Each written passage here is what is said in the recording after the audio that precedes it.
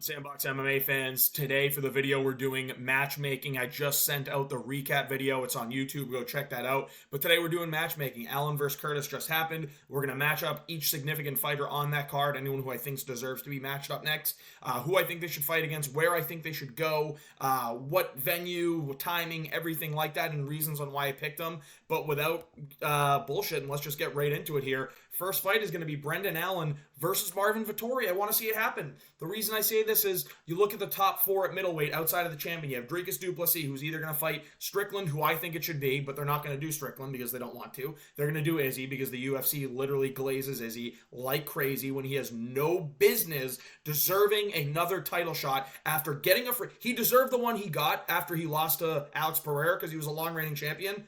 Then he gets the first fight in his second reign. It's against Sean Strickland, and he loses. So you don't just get infinite title matches just because it was a major upset. You don't get that. You got one against Pereira. You don't get one against DDP because you lost 5 rounds to Strickland. But at the end of the day, it is what it is. The UFC is probably going to do Izzy versus DDP, which is going to piss me off, and I'm going to have good content to come out about that because it's going to fire me up. And I think they're going to do Strickland versus Cannonier too because that fight was also razor close.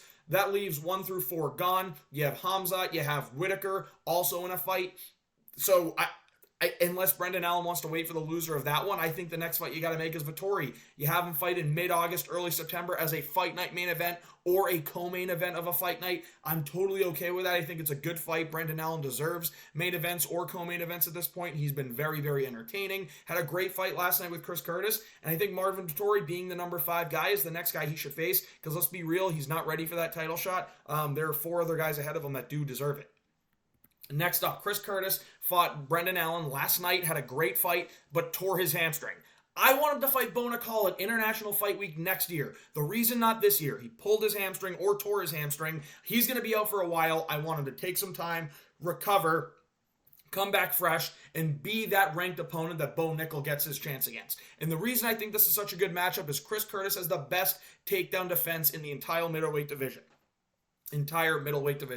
So when I'm looking at this, I understand Brendan Allen was able to kind of instinctively get a takedown, jump to the back, but he was more standing on the back, and he did get some takedowns, but you saw Chris Curtis was able to defend them a lot very, very late. He's very durable. He's hard to submit. I think Bo Nickal is an outstanding wrestler. We all know that. Came from Penn State, was the best guy for 4 years straight in college, comes to the UFC, is beating everybody up and around. Now he's getting a tomato can and Cody Brundage this weekend. He's going to destroy Cody Brundage in a round. Then he's going to get another fight. I assume they're going to try and put him on International Fight Week or the Sphere. Either or, he's going to get another not ranked guy. Hopefully someone that's a little bit better that's much better than Brundage, like an Alberto Duraev or something like that, because having him ragdoll a Dagestani would be an incredible way to build hype. We all believe this. And then maybe one more time at the end of the year or the start of next year, which lines him up perfectly for July of next year at International Fight Week in 2025. That gives Chris Curtis over a year to fully recover from the gruesome injury he just had, and Bo Nickal enough time to have that hype built where he's ready for a top 15 guy. We're ready to see it, and he goes against a dude that stuffs takedowns better than anybody in the entire division.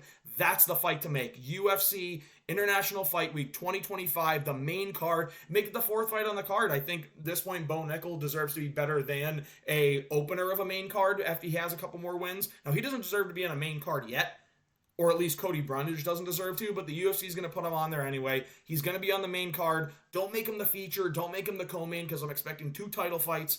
The feature fight's going to be a crazy top 5 matchup for a division.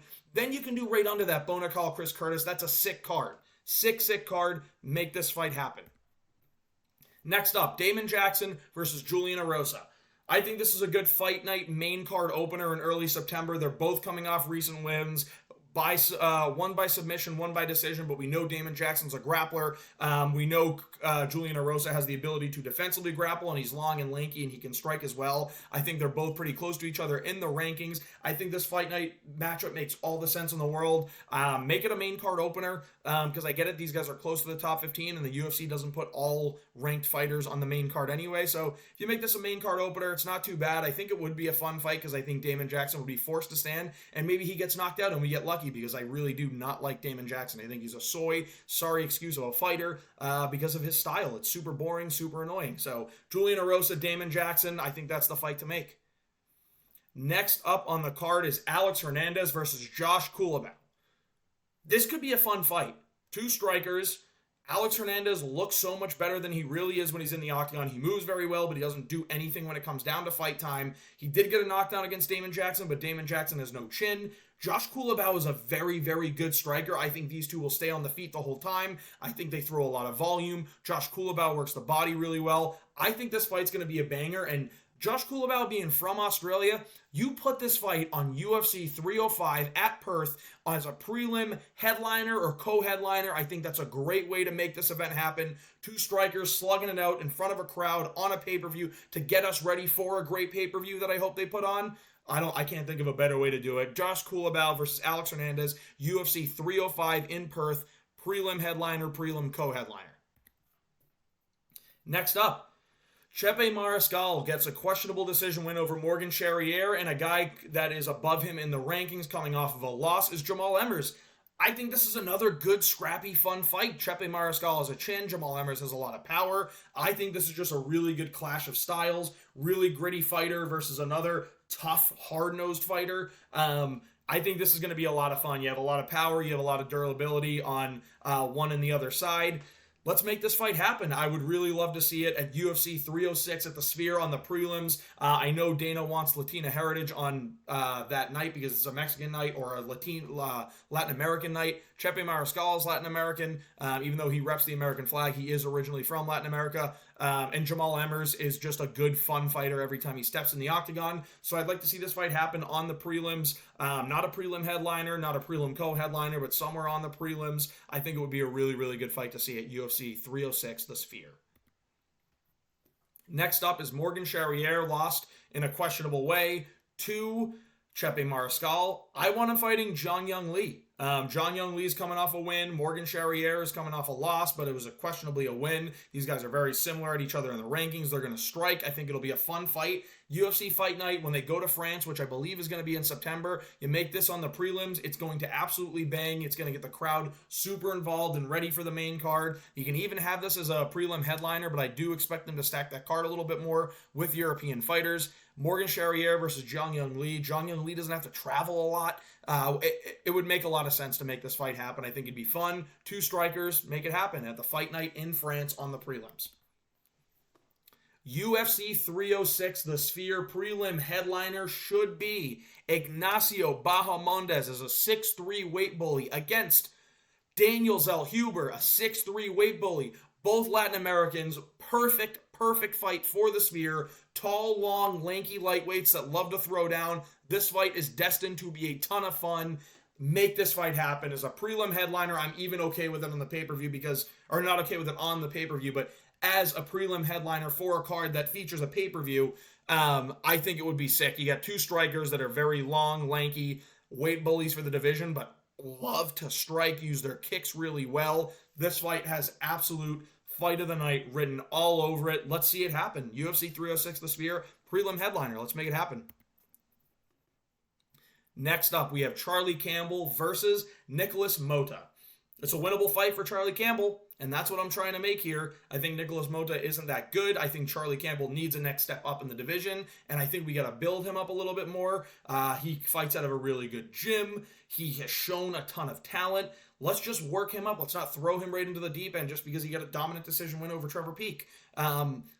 Let's get him to fight Nicholas Mota on a UFC Fight Night in late July, early August on the prelims. I think it would be a fun fight, a striker's delight, and I think Charlie Campbell would get it done. But that's really what I'm looking to do here, and I think it would be end up being a fun fight with the way these two both fight. So UFC Fight Night, July, August, prelim, make it happen. Trevor Peek lost, but I put him on here because I'm always interested in a Trevor Peek fight just because he's always down to throw down. Somewhere in the Southeast make this happen. If they go back to Nashville, if they go to Jacksonville, that's right in Trevor Peek's backyard. I want him fighting, I don't know if you guys know that guy in the corner, but that is the Anshul Jabli. So Anshul Jabli is the only Indian fighter on the roster. I think this would be an awesome meme fight because everyone knows who these two dudes are. You're going to tune in every time you watch them just because it's funny to watch. It's fun to watch. just make it happen. If you watch the MMA Guru, you know, like we all just want to see Anshul Jubilee time in and time out. I think it's always going to be fun, just because the way the media acts about it, because how all us YouTubers just can rally behind a guy like Anshul Jubilee. And we all love Trevor Peek as well. This is a good meme fight. Make it happen. Anshul Jubilee, Trevor Peek, somewhere in the Southeast, please, as a prelim. I think that'd be awesome, and I need it in front of a crowd. No Apex fights for Trevor Peek. Next up, on this fight's going to be on UFC 3 International Fight Week. If you can't tell, that's Nora Dumont in the bottom left, and that's Miesha Tate in the bottom right. This is what we've wanted to see all the time. This is the lifelong debate that we as men have had. Which one do you like better? I'm going to go with... This is a tough one.